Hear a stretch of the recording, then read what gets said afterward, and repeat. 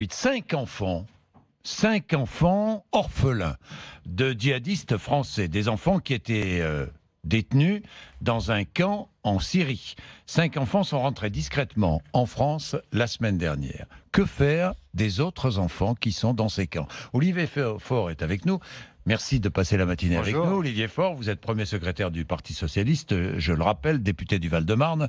Que faut-il du Val-de-Marne, de Seine-et-Marne. Que faut-il faire de ces enfants? Écoutez, moi, sur un sujet comme celui-là, je pense que le gouvernement a fait le bon choix. Oui. Je pense que ce sont des enfants, avant tout. Oui. Et on ne peut pas les considérer eux-mêmes comme des djihadistes, on ne peut pas les considérer comme des criminels.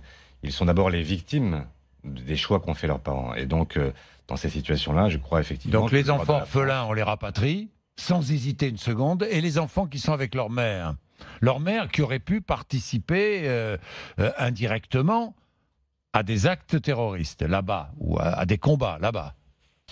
De la même façon, les enfants, ce sont des enfants. Oui. Et moi, je ne les distingue pas.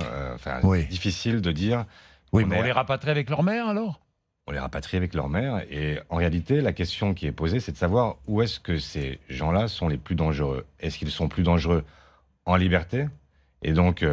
dans une situation où ils pourraient à tout moment revenir sur le sol français en étant toujours sous l'influence directe de Daesh, ou est-ce qu'au contraire, on fait revenir ces djihadistes pour les juger, les enfermer, les condamner et faire en sorte que nous puissions maîtriser la situation? Moi, je préfère qu'on maîtrise plutôt que de laisser au hasard la situation.